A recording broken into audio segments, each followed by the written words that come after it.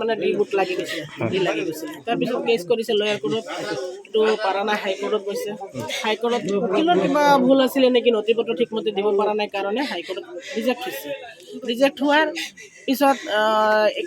21 তাৰিখে নেকি হৈছিলে নেকি এইটো বেল অৰ্ডাৰ এইটো অৰ্ডাৰ হৈছে তাৰপিছত 30 তাৰিখে মানে তাইক লৈ গৈছে গোৱালপাৰা ডিটেনশ্যন কেম্প মহিলাজনীৰ নাম কি আছিল আহেদা খাতুন তেওঁৰ দেউতাকৰ নাম আব্দুল হামিদ দেউতাকৰ ঘৰ ক'ত ঘৰ এইটোৱেই বৃহৎ বালিজন পশ্চিম চতিয়ান আৰু গিৰিয়েকৰ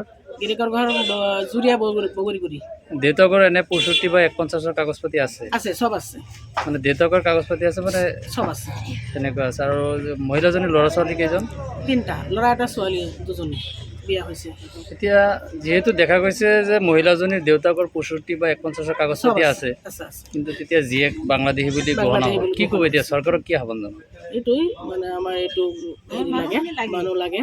আৰু এইটো মানে ফৰেনাৰ ডিক্লেয়াৰ হ'ব নালাগে নথি পত্ৰ এতিয়া চব ঠিকেই আছে সুপ্ৰিম কোৰ্টো কৰা হৈছে এতিয়া আমাৰ এইটো মানে পুনৰ বিবেচনা কৰাৰ কাৰণে কৰিছে আৰু আমি আশাবাদী যিহেতুকে চাওক আমাৰ এই সংখ্যালঘুসকলৰ কোনো আজিৰ দিনত যি ধৰণৰ হাৰাশাস্তি কৰি আছে তাৰ কাৰণে আমি আল্লাহৰ বাহিৰে ক'তোতে তাৰ সমাধান পাবলৈ আমি কোনো ৰাস্তাত বাট নাপাওঁ এতিয়া এটাই আমাৰ বাট আছে সেইটো হৈছে ন্যায়ালয়ত আমাৰ ইতিমধ্যে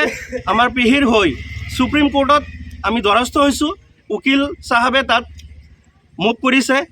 আমাৰ আহেদা খাতুনৰ হৈ পেলাই মোৰ পেহীৰ হৈ পেলাই মুভ কৰা হৈছে আৰু পেহীৰ এই শুনানি যোৱা অহা কিমান তাৰিখ আছে ডেটটো মই পাহৰিলোঁ এই শুনানি দিব আৰু উকিল চাহাবৰ সুপ্ৰিম কোৰ্টৰ উকিল চাহাবৰ লগত আমাৰ মত বিনিময় হৈ আছে মই আশাবাদী যাতে আমি মই নিজে এইখন ৱাৰ্ডৰ এজন মেম্বাৰ হওঁ মই এইখন ৱাৰ্ডৰ মই তেখেতৰ ভতিজা মই মেম্বাৰ তেখেতৰ ককায়েক এজন চাকৰি কৰে এজন মাষ্টাৰ আৰু এজন CEO হয় মানে চবেই আমাৰ এইখন দেশৰ নাগৰিক কেনেকৈ মোৰ পেহী এই ডিবুটাৰ লাগিলে মোৰ পেহীৰ এই ফটককৈ মানে চবৰে বাপেক 1951 চনৰ পৰা 2025 চনলৈকে সকলো নথি পত্ৰ থকা স্বত্তেও বাপেকৰ নামত দি লগা নাই মাকৰ নামত দি নাই ভাই ককাই 13 জন ভনীয়েকক লৈ তেওঁলোকৰ নামত দি নাই অথচ ভতিজাসকলৰ নামতো দি নাই ভতিজীসকলৰ নামতো দি নাই কেনেকৈ মোৰ পেহীৰ নামত দি আহিলে এইটো নিশ্চয় কিবা নহয় কিবা এটা বেলেগ চক্ৰ ইয়াত সোমাই আছে আমি চৰকাৰ তথা ন্যায়ালয়ক এটাই আহ্বান জনাম যে আমাৰ পেহীক অনতি পলমে এই পুছবেক কৰা যোনটো বহিৰ্ভূতভাৱে নীতি আপোনালোকে চলাইছে সেইটো বেছিদিন আৰু নীতিকে আপোনালোকে চাব ওপৰলৈ আপোনালোকক কেতিয়াও ক্ষমা নকৰে আপোনালোকে মোৰ পেহীক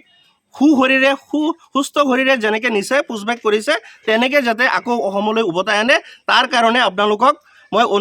কৰজোৰে অনুৰোধ জনাইছোঁ আৰু উচ্চতম ন্যায়ালয়ৰ প্ৰতি মোৰ আশা আছে বিশ্বাস আছে